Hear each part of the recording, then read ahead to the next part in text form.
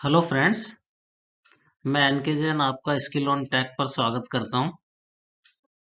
आज हम जानेंगे सेंट्रीफ्यूगल पंप का वर्किंग प्रिंसिपल क्या है और सेंट्रीफ्यूगल पंप कैसे काम करता है।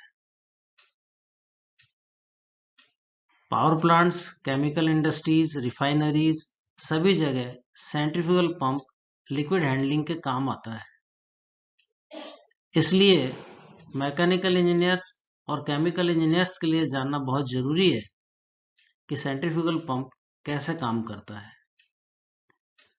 यदि आपको ये वीडियो अच्छा लगे तो अपने फ्रेंड्स और कोलीग्स के साथ इसको जरूर शेयर करें।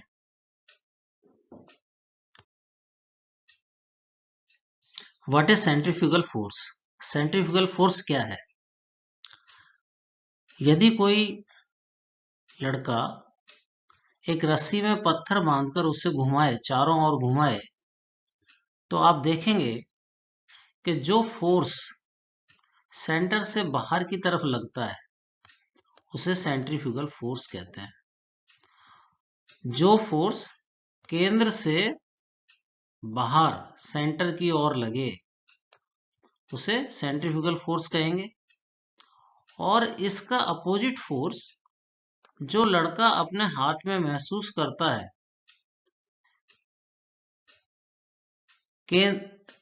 परिधि से केंद्र की ओर, उसे सेंट्रीपिटल फोर्स कहते हैं।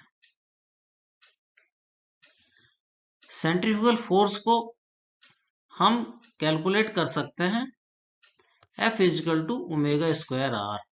यहाँ F का मतलब फोर्स है, M मास है, द्रव्यमान, ओमेगा एंगुलर वेलोसिटी और R radius.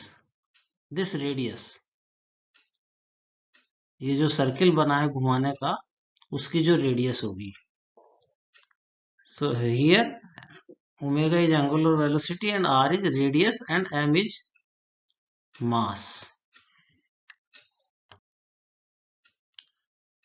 General construction, centrifugal pump की जनरल कंस्ट्रक्शन की एक ड्राइंग स्लाइड में दिखाई गई है, जहां आप देखेंगे ये इसकी वॉल्यूट केसिंग है।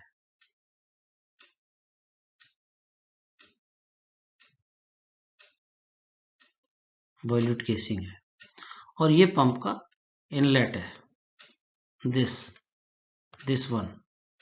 सेंट्रीफ्यूगल पंप में हमेशा एक्सियल एंट्री होती है और रेडियल डिस्चार्ज होता है, जो कि हमारे आउटलेट में यहां पर हमको डिस्चार्ज मिलेगा। यहां ये इसका पंप का इंपेलर है, दिस, और ये इसमें कर्ड वेन्स है। इसका डायरेक्शन ऑफ रोटेशन ऐसा होगा और इसीलिए जो लिक्विड है वो यहां पर डिस्चार्ज में आएगा। ये जो वॉल्यूट केसिंग होती है, इसकी बनावट इस तरह होती है कि इसका जो ये एरिया है डिस्चार्ज के यहां, वो डिस्चार्ज की तरफ एरिया बढ़ता जाता है। इस पंप को किसी प्राइम मूवर मोटर से घुमाया जाएगा, वो मोटर इस इंपेलर को घुमाएगी और मोटर के द्वारा जो काइनेटिक एनर्जी है वो इस इंपेलर को मिलेगी और इंपेलर की काइनेटिक एनर्जी लिक्विड को ट्रांसफर हो जाती है और लिक्विड जो है वो यहां से डिस्चार्ज के द्वारा बाहर हाई प्रेशर के साथ पाइपलाइन में आगे ट्रांसपोर्ट कर दिया जाता है। इस तरह सेंट्रीफ्यूगल पंप में जो एटमॉस्फेरिक प्रेशर का जो लिक्विड होता है उसको हम हाई प्रेशर में बदल सकते हैं और उसको पाइपलाइन के द्वारा कहीं भी पहुंचा सकते हैं।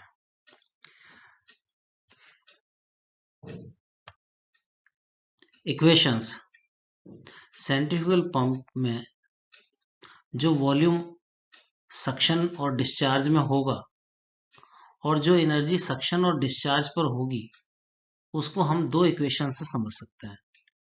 ये दोनों इक्वेशंस को जानना बहुत जरूरी है। कंटिन्यूटी इक्वेशन, जब किसी पाइपलाइन में कोई लिक्विड बहता है तो उसके पॉइंट नंबर 1 और पॉइंट नंबर 2 पर जो वॉल्यूम है वो सेम रहेगा। A1 V1 equal to A2 V2।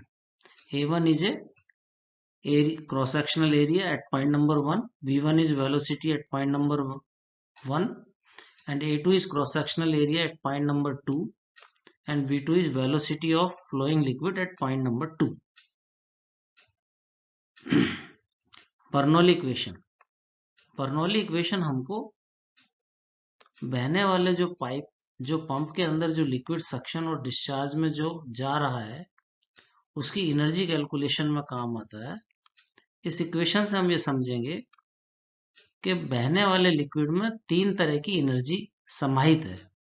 P is a pressure energy plus half mv square. Half mv square is a kinetic energy and mgh is potential energy. ये तीनों एनर्जियों का जो जोड़ है वो कांस्टेंट के बराबर होता है। इसका मतलब ये है कि पॉइंट नंबर 1 पर जो एनर्जी होगी वो P1 plus half mv1 square plus mgh equal to P2 plus half mv2 square plus mgh2। तो इस तरह से हम एनर्जी को इक्वेट कर सकते हैं। तो पंप के सक्शन में जो एनर्जी है और पंप के जो डिस्चार्ज में एनर्जी है या बहने वाली पाइपलाइन के अंदर 2 पॉइंट्स पर कितनी एनर्जी है उसको हम इस बर्नौली इक्वेशन से कैलकुलेट कर सकते हैं लॉसेज को कंसीडर करके। प्रेशर जनरेशन, हम ये जानेंगे कि सेंट्रीफ्यूगल पंप में प्रेशर कैसे बढ़ता है।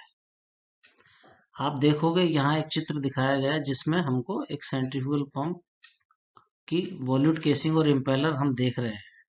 ये वॉल्यूट केसिंग है और ये इम्पेलर है जिसकी ये थर्ड वेन्स है। इसमें जो काइनेटिक एनर्जी इस इम्पेलर की जो काइनेटिक एनर्जी है वो ये यहाँ जो फ्लूइड आता है सक्शन में उस फ्लूइड को ये काइनेटिक एनर्जी ट्रांसफर हो जाती है। तो जो फ्लूइड है उसको एक सेंट्रीफ्यूगल फोर्स लगता है और उस लिक्विड को वो यहाँ वॉल्यूट केसिंग में भेज देता है। आप देखेंगे इस वॉल्यूट केसिंग में जैसे जैसे इम्पेलर से वॉल्यूट केसिंग में डिस्टेंस बढ़ रहा है यहाँ पर एरिया इंक्रीज होता जा रहा है। तो हम क्या देखेंगे कि जो लिक्विड की काइनेटिक एनर्जी है वो काइनेटिक एनर्जी मतलब वो अपनी उसकी वेलोसिटी एरिया बढ़ने से कम हो जाएगी।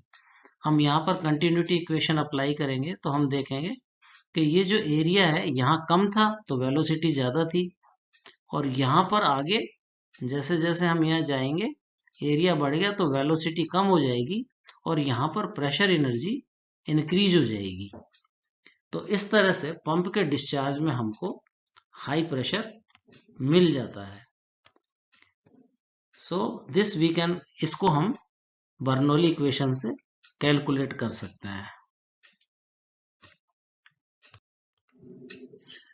हेड और प्रेशर, हम जानेंगे हेड और प्रेशर में क्या अंतर है।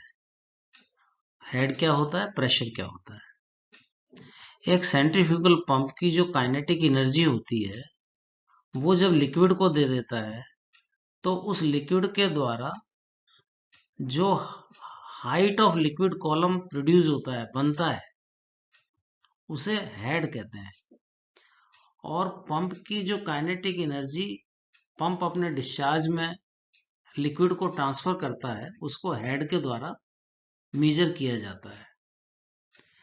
हेड को हम प्रेशर एनर्जी में बदल सकते हैं, कन्वर्ट कर सकते हैं बाय बर्नौली इक्वेशन। हेड को हम H से डिनोट करते हैं और हेड बराबर होता है P2 minus P1 upon rho G. P2 discharge pressure, P1 suction pressure, rho density of liquid and G is gravitational acceleration plus V2 square upon 2G। V2 square मतलब discharge velocity upon 2G, where P2 and P1 are outlet and inlet pressures respectively। जहाँ P2 और P1 outlet और inlet के pressures हैं और V2 जो है वो आउटलेट की वेलोसिटी है। तो इस तरह से हेड को कैलकुलेट किया जा सकता है। सेंट्रीफ्यूगल पंप में एनर्जी को कैलकुलेट करने के लिए प्रेशर की जगह हेड को यूज किया जाता है, क्योंकि प्रेशर जो है वो डेंसिटी पर डिपेंड करता है। Pressure equal to rho G H, rho G H. तो डेंसिटी बदलने से प्रेशर चेंज हो जाता है, इसीलिए पंप के द्वारा जो एनर्जी ट्रांसफर होती है उसको हेड के द्वारा नापा जाता है। इस वीडियो को देखने के लिए आपका बहुत बहुत धन्यवाद। यदि आपको ये वीडियो पसंद आया हो तो सब्सक्राइब बटन को हिट करें और इस वीडियो को अपने दोस्तों और कोलीग्स के साथ शेयर करें।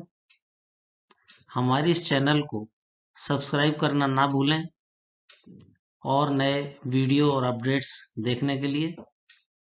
यदि आपके कोई कमेंट्स हो, फीडबैक हो और वीडियो को और इम्प्रूव करने के लिए कोई सुझाव हो तो वो हमें ज़रूर दें। धन्यवाद।